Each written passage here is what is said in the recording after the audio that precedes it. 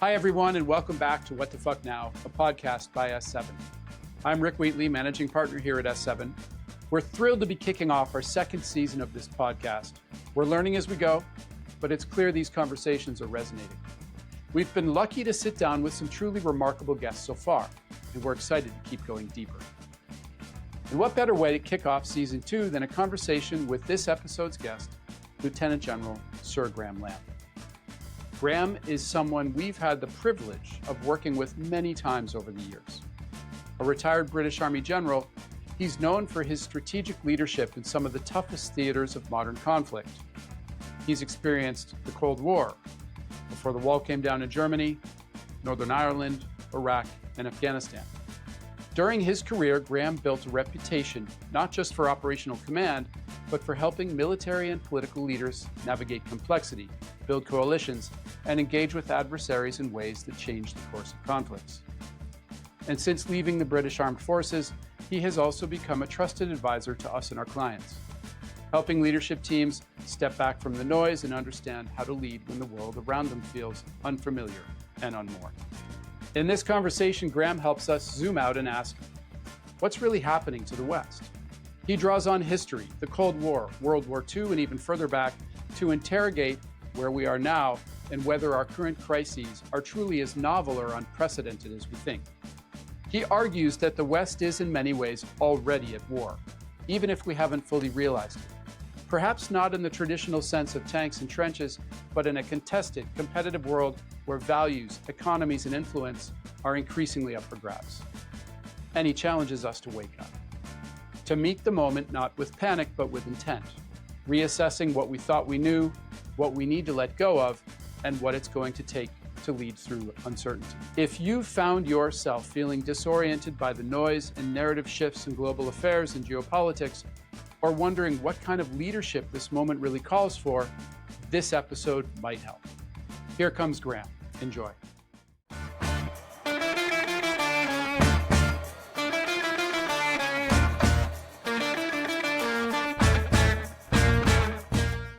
So Graeme, great to see you today. Thanks so much for joining us again. We've had a string of interesting conversations now that I think goes back over maybe even 10 or 12 years, right?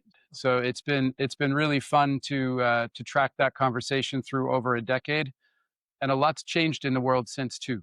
So in a way, we've traveled the world together: Myanmar, India, Germany, the US too, I think, all over the place. And your travels have taken you very many other places, not all of them well-known vacation destinations. And that sets you up to have an interesting perspective on where things are in the world. So like all of our conversations, we've imagined 3 chapters here. First one starts off with a really simple question, Graeme, that I'd like to start off with. Some reflections from you. What the hell happened to the West? Good one. Well, nothing unexpected. My view is that history, and I'm not well read, not, a historian, but history tells us so much about, great endeavors, empires, the Mongols going to the gates of Europe, the Oman Empire stretching all the way down the west coast of Africa, and they're not there now. Now, that's not to say they've gone. It just means that they've changed. And I think that we got into a very ridiculous state of mind where we assumed that the West we knew yesterday was going to be the West as it was going to be tomorrow. As we came out of a period of where the wall went down in 1989 in the Soviet Union, we had the unrest and unsettlements of the Eastern European states in the 90s and continue to this day. We had the economic fall in 2008, but there'd been all sorts of indications of it being in an unsettled space before that. We had the sort of social disruption of the 70s and the 80s.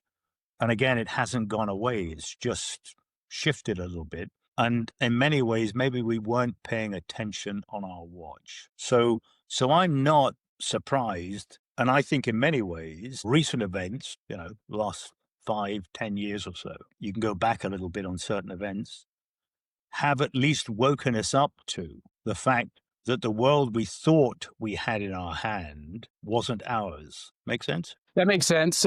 What do you think? What do you think triggered that crumbling? I mean, certainly a lot of it has to do with whatever in the US allowed Trump 1 and 2 to happen, right? The underlying socioeconomic dynamics in that country. How would you describe the trigger of what's brought us to the point we're at now? I think, like all these things, when you look at an aeroplane crash, it's seldom a single event. Or you look at us invading Iraq or whatever you want, it doesn't really matter. It's not a single event. There isn't a single, we look for the trigger because that's how we find comfort in understanding complex, not complexity, but complex. And so we rationalize it down to, well, this was the event that then changed and drifted the West away. My view is that it's never gone away. The enemy's always had a vote, whatever the enemy is. And the truth of the matter is that we kept on seeing our alliances, our arrangements, our comfort zones, G7, G20s, call them whatever, NATO, the European Union, as being these forever improving alliances. Actually, they were always on the threshold of not being an alliance, but being an alignment of interests. I love Lord Palmerston's famous quote and said, we have no perpetual enemies. We have no eternal allies. Our interests are eternal and perpetual. And to that, I must therefore turn my duty, or words to that effect. And the truth of the matter is, and he goes way back when we were literally on the world, the sun never set on the empire at the time. He was making this statement, and it's very true. We fought with the French, we fought against the French, we fought, just unlimited number of times. We're different, but that doesn't mean we're misaligned. But the answer is an alliance is not a forever arrangement. And I sense in many ways, we're just waking up to that. The dynamics of social media, of a world, and you've heard me say this before, that is connected but not informed, allows opinion to drive. And as Marcus Aurelius quite famously said, the universe is change, life is opinion. Exactly. I mean, it's interesting I get asked about this a lot because I'm American, at least originally, right? And have lived in Europe now for many years. And what I remember, and I don't remember much from the 70s because I was very young there, but from the beginning of the 80s at least, was a lot of optimism and a lot of velocity, a lot of speed, industrial revolutions in a way around personal computing and all of these types of things, which at that stage, the manufacturing was located in the US for many of these things, right? But also challenges from smaller and less expensive Japanese cars and all these kinds of things, right? So globalization sort of starting to take root and accelerate a bit. And so if I were to answer that, and I wasn't looking for a singular trigger, but an example that I think would be interesting is, maybe you could even call it like, later stage capitalism.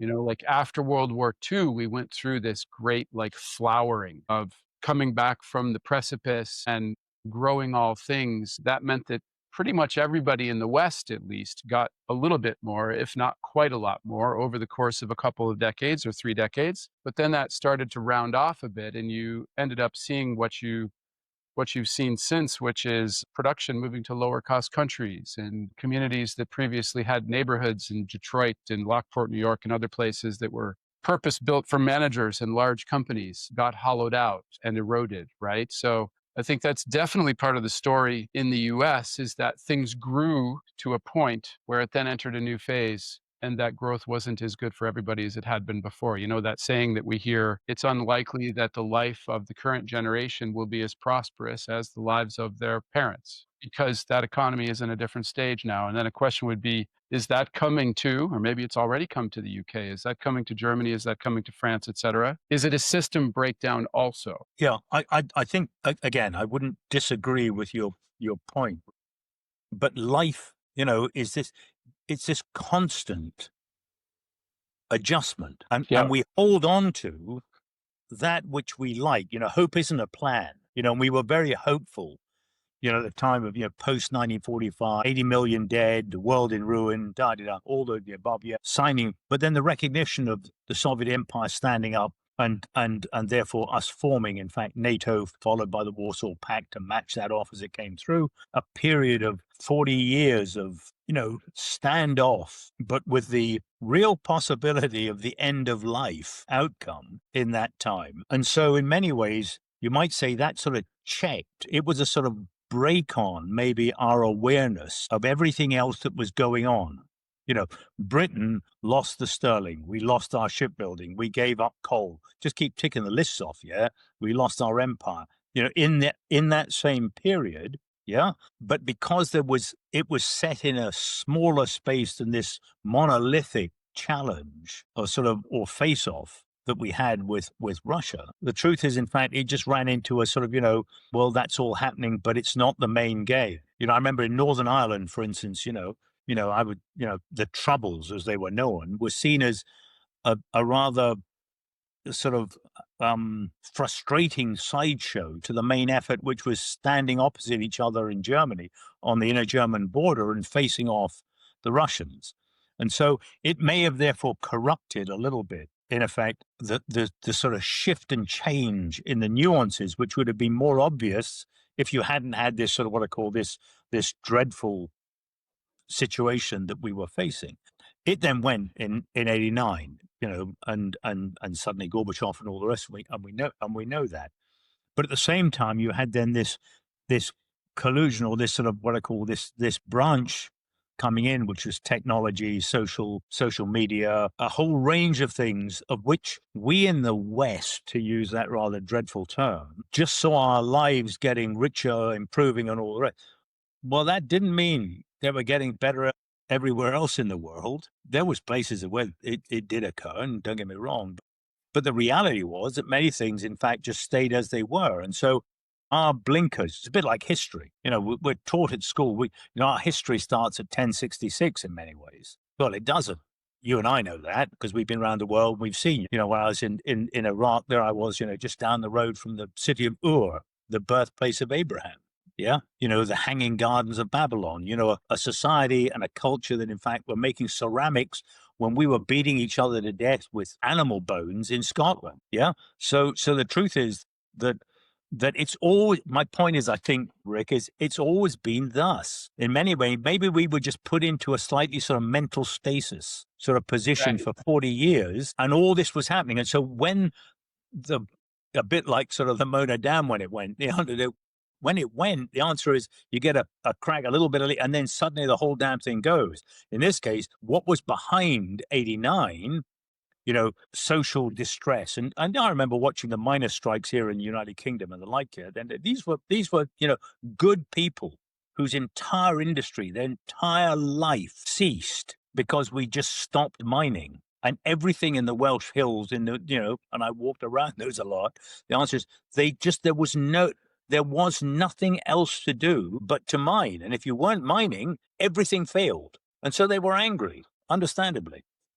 And like, so in many ways, I think that's maybe, if you turn around and say, if you're looking for that defining moment, it's not there was a single moment. The single moment was the 89 and the wall coming down, because it let loose a series of, whether it was venture capitalism, whether it was, in fact, what I call the sort of the Eastern Bloc states, the sense of loss, the sense, there was, when the Warsaw Pact disbanded in 1994, there were generals there that were weeping because not because they were, scared or anything. They were looking at what was being one of the greatest, most formidable military organizations the world has ever seen being disbanded without having fired a shot. So maybe that was the time, if you're looking for a moment, if I could, try and come to some compromise. And I'm not very good on compromise, as you know. Not your specialty. So, that's interesting. And I think, the story that you tell about the Welsh miners, right? And that anger. There's thousands of examples of that, I suppose, in many economies right now, because of the way things have progressed over the past 40 or 50 years, that has created the possibility not only for Trump, but for others as well, as we've seen across Europe. So that's like on one side. And then, Yves Decor, we had Yves Decor on in the first series that we did, and he referred to exactly what you're talking about as the great parenthetical. He said, the piece of history that we're accustomed to during the course of our lives was almost like a pause in reality. because of what had preceded it. And what we're seeing now is a return to reality. But that reality is very unfamiliar for us and creates a. But I challenge you there, because I don't think it is. If we turn around and say we learn, the most misused phrase in the English language is lessons learned. We're just really bad at it. But if you look back at whether it was, sort of, in our time, where mistakes, whether it was Nokia, whether it was Kodak, whether you go further back to shipbuilding, the coal industry, the Luddites, just the weaves, you keep on going back. And the answer is that this isn't anything new. That's my point. I think that's the bit that's really important. Now, I'm not blindly optimistic, but I think I'm quite grounded in the way of just looking at life and saying, it's a wonderful contradiction. You can only appreciate good because you've been thanked for what I call work with bad. You can only appreciate things being successful in your business because actually you've been right on the line, or you've gone through bankruptcy, chapter 11, chapter 13, chapter 7, the United States, whatever it may be. Yeah. And these are heartfelt, good people losing their jobs. Actually, in fact, their financial circumstances being stressed. So we've done all that. So it's this idea that somebody once said, that I think it was Aristotle said, balance in all things. And we lost our balance. The West lost its sense of balance and its responsibility. If I turn around and I had a quick look at the old sort of what I call the, 1945, 2025, that sort of post-war as we came out. And when I looked at, in effect, what I call, Dean Acheson, who signed the NATO basically in 49 or 47, whenever it was, then 49, it came to that. He turns around and he says, the reality lies not in the common pursuit of a material goal or the power to dominate others. It lies in the affirmation of moral and spiritual values which govern the kind of life they propose to lead and which they propose to defend by all means possible, should that necessity be thrust upon them. Now, what I find interesting when I had a quick look at that was the difference between, here were people, whether it was, Paul Henry from Belgium, whether it was Bevin on our part, whether it was Secretary of State, in effect, on the American part, these were people who had just come out of 80 million dead, a ruined world, ruptured world, empire's gone, complete change in circumstances, technology, in effect, in the form of the nuclear weapon, the computers, all, in fact, on these emerging side spots, everyone exhausted as it came through, But what you had was people who had viscerally gone through loss, and then come out of that saying, this is what matters. Now, as you go through time, then, I'll go to my grave disappointed in humanity.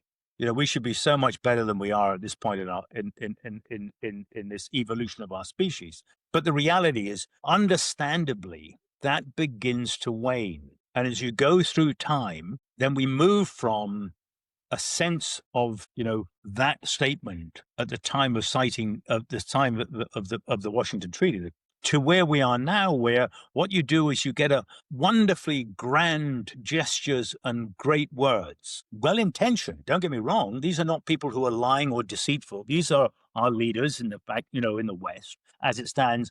But if you turn around and said, do you hold the same sense of responsibility individually and collectively, and for the appointment you hold, that they did at that time as we do now? And my answer would be unequivocally no. Not at all. I completely agree. I think that's interesting. I'm listening to you, and it almost sounds a little bit like the elves leaving Middle Earth during the Lord of the Rings, right? It's like nobody's here that remembers, and therefore we find ourselves in a situation where we don't hold those things as highly as we should.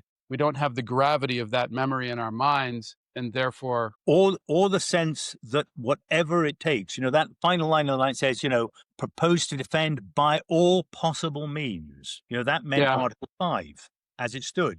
You've got something like, for instance, Bevin's comment with Turner says, our people do not glorify war, but they will not shrink from it if aggression is threatened. Right. And so the reality is, because I'm a great believer and I listen to what people say. And as a podcast here, in effect, anyone in business should be acutely aware of whether it's the person that's literally delivering the post on the ground floor, or in fact, the chairman or the CEO, the COO, the CFO, whoever it may be. And I listen to what people say. I judge them by what they do. And increasingly what happens is that we find a pile of words which are attractive, compelling, seductive, give us the answer we want. But what we don't do is then follow through, because life's moving so fast. We don't follow through and say, did they do it? And if they didn't do it, then my value or my weighting of that individual's, what I call credit, drops off the plot.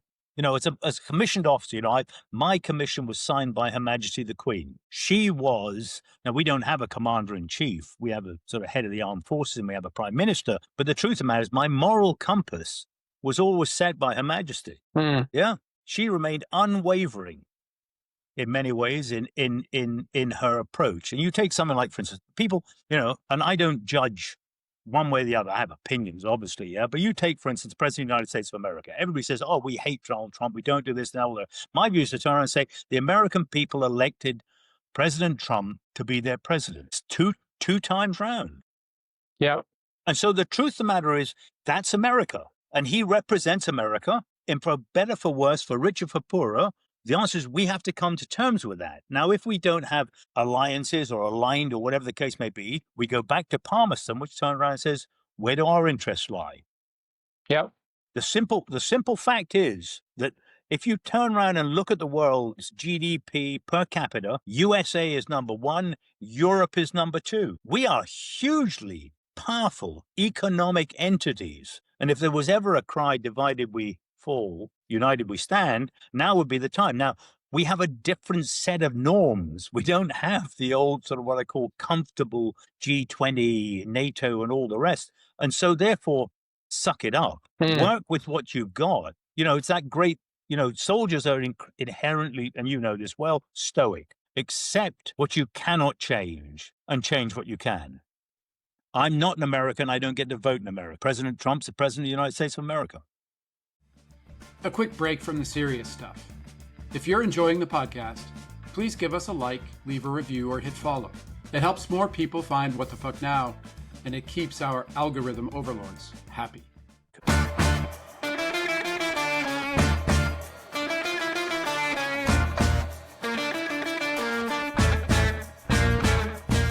So let's switch gears a little bit then. Okay, so taking that as given for the purpose of the conversation. Yesterday evening, 4 airports in Denmark closed because of drone activity, unknown reasons. Day before, Oslo, Gardermoen, and Copenhagen closed for a couple hours because of unknown drone activity. Over the past few weeks, increased drone activity over Poland, but also incursions from Russian aircraft into airspace, the Baltics, right? So, and then we can track this back a couple of years and talk about the pipeline under the Baltic and all kinds of other stuff, right? So we're in this new period. Should we be worried about that? Is there a real risk of conflict you think that Europe needs to be prepared for? Or what's your view on that sort of developing picture? Goes back to the earlier conversation, Ray, which turns around and says that we are where we are and surprised, and we shouldn't be. Right.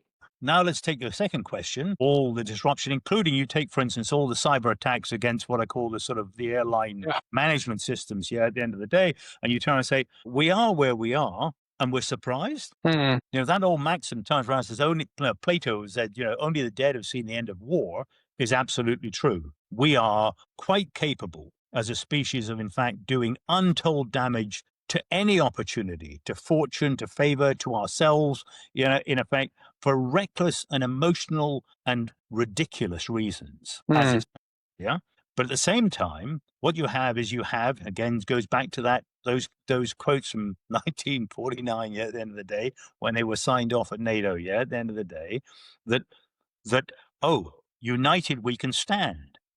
And so if there was ever a time that we must prepare for war in order to avoid it. So if you want peace, prepare for war. Now's the time. Here's the challenge to our leaderships, which is, are there big votes? There can be, if they can see a clear and present danger. There was during the Cold War as it stood. It's more difficult now because of the insidious nature. There's a wonderful quote from Sun Tzu, who was no fool. But he turned around and said, if one side's at war and the other side doesn't know it's at war, the side that's at war normally has the advantage and win. shortened Right. version.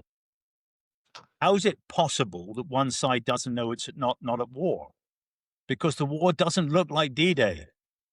The war Right. doesn't look like shock and awe in the first Gulf War or second Gulf War, whichever damn Gulf War you want. Yeah. It's the cyber attacks. It's in fact disinformation. It's in fact what I call attacking our social media. It's about misinformation. It's influencers. Just keep ticking the list off. Yeah. Which basically bring that most dangerous dynamic into our way of thinking, which is doubt. We doubt, and then and they give us good reason to doubt them, our leaders, because on the one hand, they're playing for popularity. They've got all the pressures. I get that. I'll never be a politician, so I'm not throwing stones at them.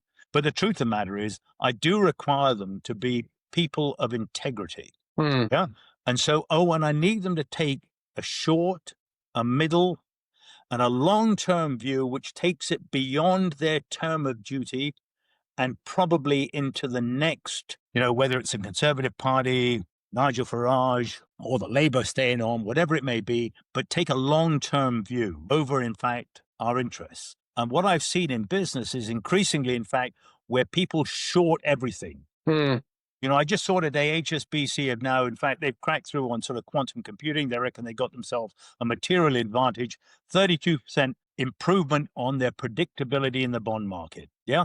That'll just shorten the short. It'll take everything down to. And so the truth of the matter is we're shorting everything. And yet those who would work against us and what we stand for, our values, our principles, our economic, there's three requirements of government. One to protect its people, one to protect actually our prosperity, and the third is our way of life. And so those three things, and they'll quote them, but the question is, are they doing them? And in this case, when you turn around and say, let's protect, therefore, that prosperity, it means that actually we have to have the tools and we have to have the character in our leadership to call out bad behavior. It was really interesting when the Schiphol, the Salisbury attack took place with the Novichok, the nerve agent. Boris Johnson was our foreign secretary at the time, and he came out really quickly and said, it's Russia. The rest of Europe said, whoa, you can't do that. And he said, yes, we can, because it's Russia. And then once they saw the intelligence, they went, it's Russia. They didn't say it in such a loud voice. And so the truth of the matter is, Bismarck said, if you've got a bayonet and you push against, what I call, blood and organ, just keep pushing until you hit steel and stop. So it's really important. We don't want to, because I understand only too well, the disaster that comes out of bloody warfare.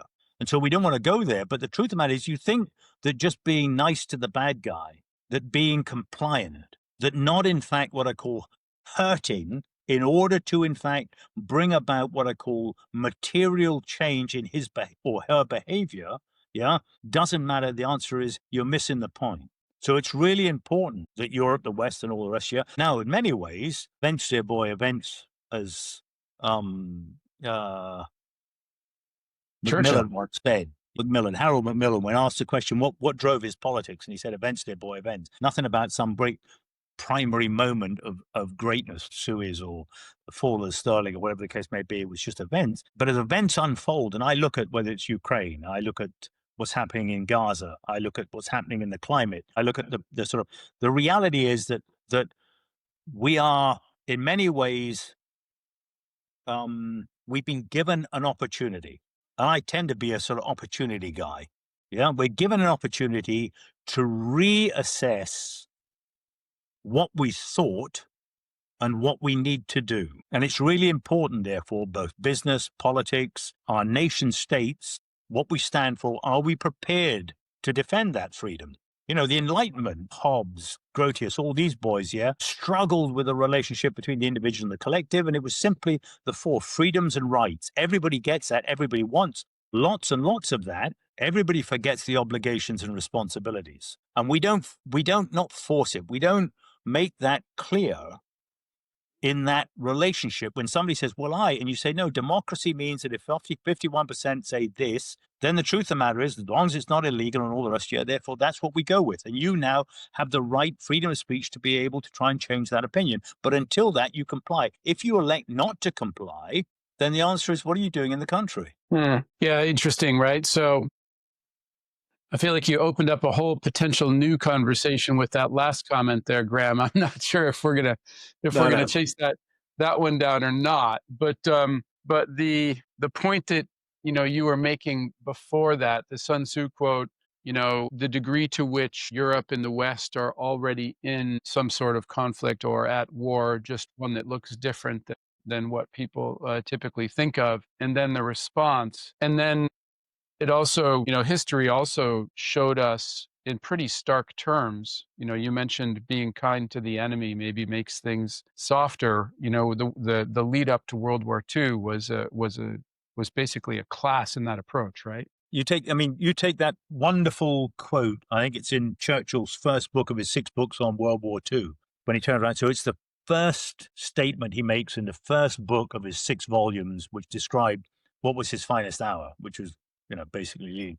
But it's on the gathering storm in the 1930s. And he said, how we, the English-speaking people, through our carelessness, unwisdom, and good nature, allowed the wicked to rearm. What's really interesting in that statement is the guilt clearly lies with fascist Germany. But what is equally clear and not really understood in that statement is the blame lay with us. So the truth of the matter is that my view is that that's exactly where we are now. And it's on a really wide scale, whether it's in fact what I call, I don't know, the sort of the abuse of technology to interfere with our civil rights, and not going down to the nth degree, but in fact on a macro hand, and turn around and say, so it's being used for mischievous and malicious intent. Whether it's in fact what I call the manner in which our social media is being influenced and directed, and in many ways, it's a bit like a sort of good nerve agent. You can't smell it until you fall over, and then the world goes brown and you die. The answer exactly the same here. The answer is there's a whole range of events that are taking place and going on, which are meaning to disarm us and bring doubt, to bring division within our nation states as it stood. My view on Brexit was that there was never a time when Europe should be more together than at the time we took that vote, and yet we were so divided. We said all the right things. Everybody said the right things.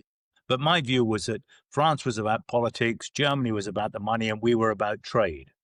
And Brussels was about authority. Yeah. And you say, when the going's good, that all works, but you stress it at the end of the day, it tends not to work too well. So in many ways, outside the tent for me sort of seemed to work.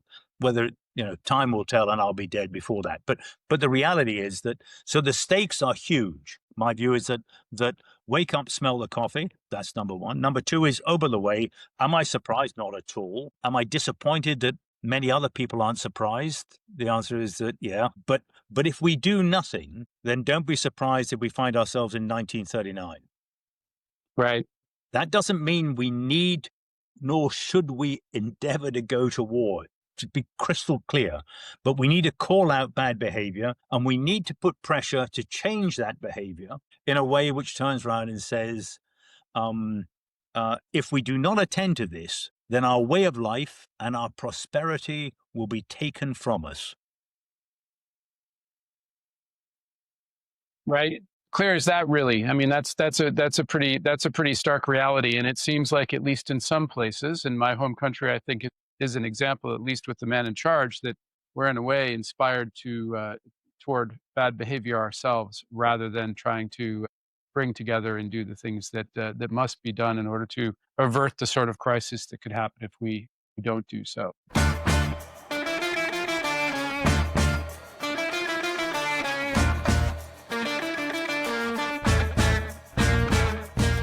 So, Graeme, the purpose of the pod is to try to put the events of the day into a context that's useful for business leaders in Europe as they think about how to steer their ships through this reality, right? So we've talked a bit about the state of the West and where things have gone there. We've talked a little bit about the conflict environment, if you will, here in Europe, and how one might think about that. If we transition now in the last piece here to CEOs, CXOs in different places around Europe that are observing these changes and these risks and thinking about how that should affect the way that they're leading their businesses, what sort of advice would you offer to those leaders? My view would be simply, I think it was Albert Einstein says, in the middle of difficulty lies opportunity. So an opportunity is different from change. Change tends to have you looking backwards to see what went wrong or with unraveling and all the rest here. And you turn around and say, and now I need to learn from that in order to now, in fact, readjust where I am and where we're going. Of course, trend and history and the markets and all the rest here have a bearing upon that. But I'm more inclined towards the term opportunity. When you find yourself in where we are now and will be for the rest of my life, persistent uncertainty, and an instability, a market dynamic which is different from those autocratic countries who have a long-term view and can take a long-term position against those in the West, to use the term, who invariably are looking for popular or short-term solutions. Understanding the global marketplace in some of those terms is not unimportant, because opportunity lies in both those spaces. Opportunity sounds like, oh, right, well, it'll just be there or it isn't there. Actually, the truth is, in fact, you have to be able to see an opportunity. So you have to understand your market position, what you've got, what you're doing, and what you're about to produce in really clear terms to be able to see the opportunities that might exist, that might suddenly present themselves. And that opportunity could be seen from anyone within your company. So somebody who, in fact, has just joined you, who's 21 years old or 19 years old or whatever the case may be, but sees the world through a very different lens to the chairman or the CEO, might just see the opportunity where he says, Kodak, digital is the only way forward. So you've got to be able to see that. Now, how do you do that? Before, I sense companies were really focused on P&L, bottom line, and their competencies. My view is that they need to have a real scrub about looking at the character and the culture of the company. Now, let's just take culture. You've heard me say before, I always used to have an approach on life which said, what are the big three? 1/3 time for myself, 1/3 of time for the team, 1/3 time for the task. Well, if you're in fact in competencies and the P&L, 90% of your approach is in fact on just the task. Yeah. You don't have the luxury of time for self, or you don't think you have the time for luxury for yourself. And you think that the answer is your team just do as you tell them. Well, the answer is their expectations, their attributions, their contribution to the company is very different now because they're just a different generation. So my view is you need to recognize how that therefore impacts the company, because I think if you get it right, then you get your culture right and you get the character right. The truth of the matter is that, role models, old fashioned stuff, which I understood as a soldier, but actually we've been crashing around for 300 years, getting ourselves losing a lot and falling over all the time, and yet still carrying on in a coherent and actually, in fact, every so often, what I call, sort of successful outcome. So the truth of the matter is it's not a ridiculous model. It's not the one you should naturally jump to, but understanding the importance of culture and character. So if you turn around and say, oh, Graeme, so I'm an old guy, I'm retired. There's never a day to my grave when I will not recognize that what I do and how I do it and what I say and when I do it and how I say it is a direct reflection on me as a retired. Yeah. And so therefore, 24/7, 365 days a year, the answer is I cannot ever let go of that liability just on the basis that my character tells me that would be inappropriate to show that, I'm a drunken waster or whatever the case may be, or I jump around on opinions, or I'm not straight, I'm not the person that everybody remembered. And so I think character and culture are really important. And they're things which are slightly soft and squishy. They don't have to be. They can be more focused. You look at culture, like I said, you can see how you can develop a culture. You take, the idea of trust, and that's, we got trust in the company. No, it's all conditional trust. What you want to try and do is move way down to unconditional trust. Then you can get all sorts of things done, because at that point, you can then have empowered execution. But empowered execution comes after you've, in fact, what I call an openness and a shared consciousness within the company. And the idea of everybody moving towards a common goal, which they all feel they own, are included in. Now, that's a cultural shift, but they are mechanical actions you can take that change a company's direction. And it's less about, right, I'll just tell you what to do, you produce this, and we'll make the bottom line. Well, the answer is the world's changed. We're going to do something which will change the bottom line. And we're not quite sure because, as I said, it's not the strongest, the most intelligent species to survive. It's the species that adapt. Same applies to companies. Make sense? It does make sense. You know, your good friend, General McChrystal, is traveling the US at the moment with a book on character. That's been a reflection that I've had as I've watched the political discourse in the US, but not only in the US, also here in Europe over the past 10 to 15 years, thinking about, you know, I was raised a scout. I became an army officer. I did it for a very short period of time compared to what you did. And there was it's like an ethos around who and how we were supposed to be that I heard a lot more about when earlier in my life and in some of the education that I did than I feel like I do now. So it's refreshing to hear you say what you've just said, which is definitely a foil to some of what we're seeing in the news. And also to see McChrystal traveling and trying to say, hey, everybody, let's get back to basics. What we say and what we do matters. It defines us, etc. Yeah. Yeah, Stan, that's a good book. His book on character. I saw an early cut of it and all the rest of you as it stands. But it matters. You know, it's that great line from Thomas Paine that says, you know, that the answer is that reputation, which is what most CEOs, CFOs, chairmen, companies want, by the way, is what men and women think of us. Character is what gods and angels know of us. The military were really good at doing job mobility. You just were in the military, but you went out and did all sorts of odd things within that, as it stood. But you were changing.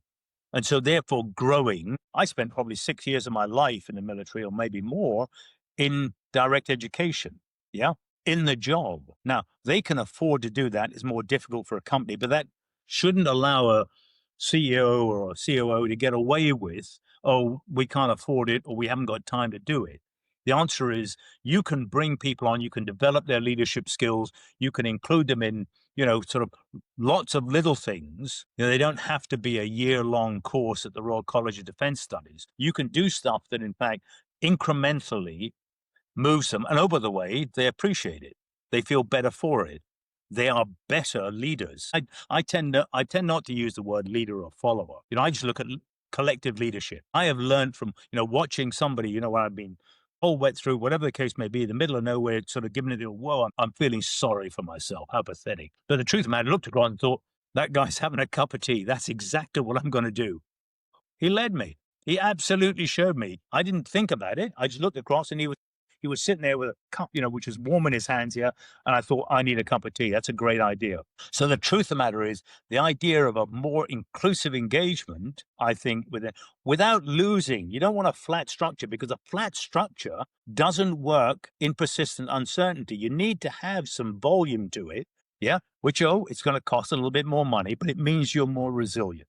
You're more capable of, in fact, taking the hits, and your organization has more depth to it than, in effect, what I call, as we all know, the answer is a flat sheet of glass. You stand on it, you'll go straight through it. So, Graeme, earlier in the call, and I think this is always one of the things that's interesting about talking to you. Earlier in the call, you mentioned that you're not very well read, and I think during the course of the call, you've chirped off from memory 20 some odd quotes from different places all throughout history. So I'm inclined not to trust you so well on the not very well read point.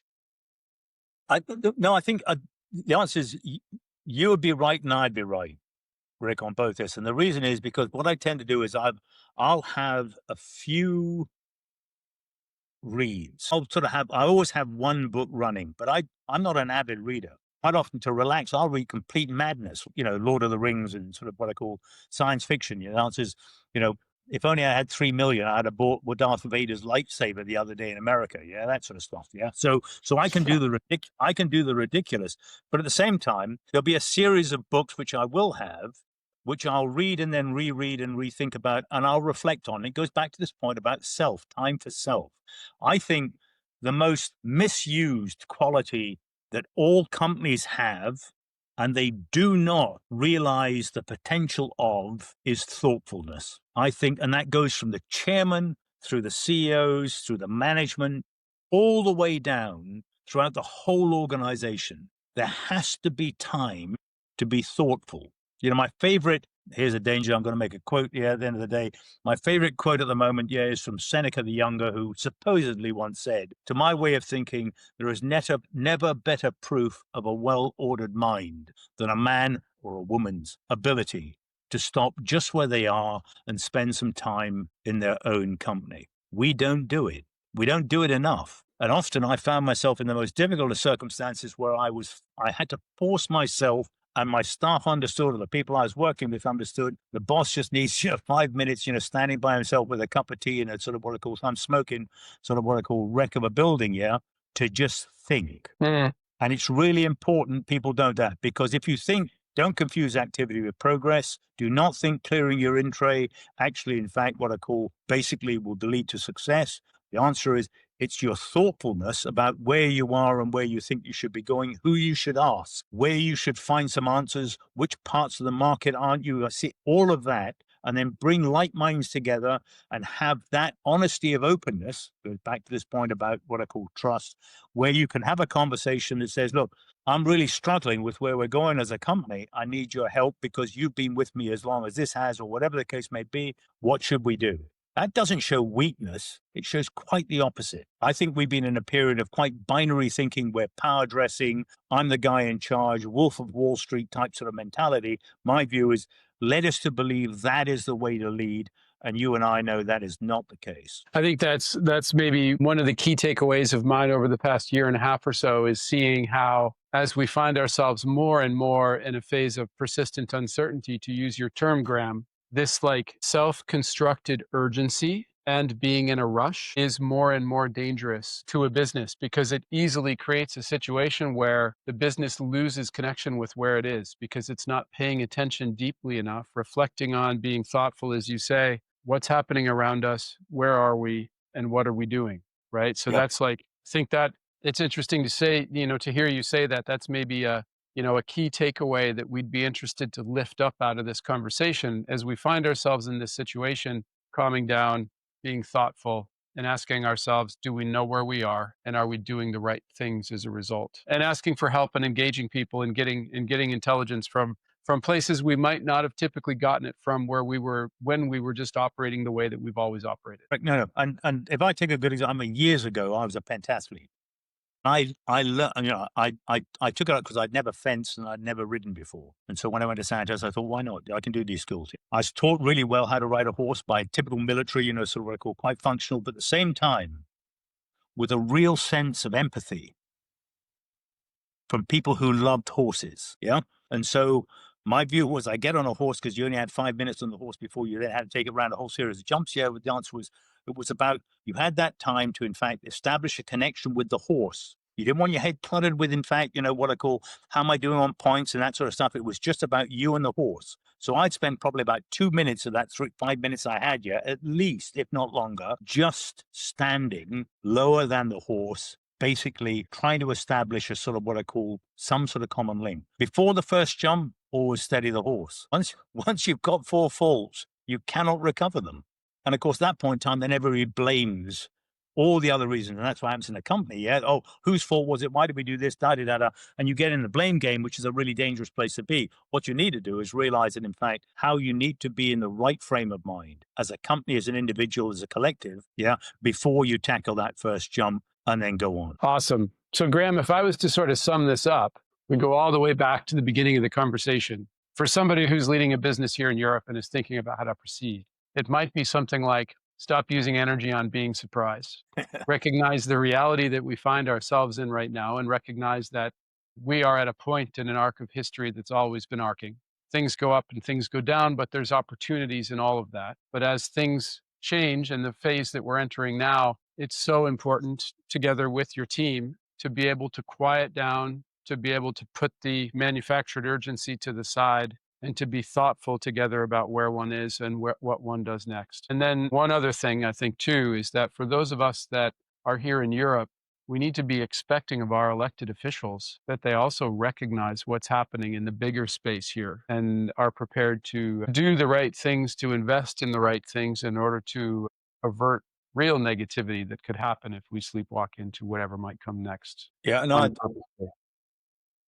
Rick, the answer is that you should have come on at the start. Yeah, you'd have cracked that. We'd have been able to, in fact, go for a drink about half an hour, about 45 minutes ago, and all the rest. Yeah, because you in many ways you nailed that. And so it's how you. But the point is, great thoughts are only that. It goes back to that point. That wonderful quote by And Thomas Hobbes said, said the words of men are too weak to bridle men's ambition, avarice, anger, and passion without the sense of some coercive force. So we need to turn around and say, whether it's in business, within our individual life, our own family life, within our responsibilities within a nation state, we need to, in fact, what I call ensure that people deliver what they say, we don't give them an out when they turn around and say, well, the circumstances have changed and now you give it the old, no, you said you were going to do that. And actually, I can listen to Xi Jinping and I can pick up some things, or Vladimir Putin, and they say this is what they're going to do, and that's what they get on and do. So my view is that I got a respect for that, where and uncomfortable as that might be, but the reality is I have a respect for that, which in fact I don't notice in where I listen to, in fact, what I call people who are just flick-flacking around on the interest rate's fallen or the market's done this, and therefore, in fact, we need to have more money. We said we were going to do this, we now have to do that. And you turn around and say, that's inconsistent. And it's not what I voted you into power for, to be that person or that party, in fact, which is doing what needs. Take popularity out of it. That would be very difficult. But the truth of the matter is, what I want to do is, in fact, ensure that I hold you to that which you said you would do. Yeah. And that, in my view, is in many ways the one part that I think that matters. Because in my experience, good leaders are people who, in fact, take up the burden, recognize the difficulties, express that to their workforce, engage with that workforce, whatever they may be, don't blow pixie dust up their backsides in their way to say it's all going to be sweetness and light when it's not. At the same time, then drive and then lead it forward on an approach to, in fact, getting them out of where they are to where they need to be. And that's actions, not fine words and wonderful intentions. They all matter, but the truth of the matter is it's the doers, as Kipling once said, that actually get my vote. Excellent. So, Graeme, thanks so much for joining us. We really appreciate it. We're going to get opportunities to do our gig in front of some business leaders again, I think, if not once, at least twice in the next 3 or 4 months around Europe, perhaps other places. So we look very much forward to that. I've asked you at the spur of the moment a couple of other times as we've worked together for a little bit of a poetry recitation, because I think it's always fun to have a retired Special Forces 3-star general from the UK prove that he's brilliant at that. Do you have anything for us today as we close? It would be Ulysses. Okay. Alfred the Lord Tennyson. The answer is, and it applies to me. You're not quite there yet, Rick, but you'll be there shortly, which is how dull it is to pause, to make an end, to rust unburnished, not to shine in use as though to breathe were life. Don't retire. Never give up. I think it's a bit of a misnomer to suggest that you're very retired, given your travel schedule, Graeme. But at least you're retired from the military, as far as we know. Yeah. Thanks so much for your time today, and we look forward to next time. As always, pleasure to do with you and System 7. The answer is be well, keep doing what you do, which is so good. Thank you.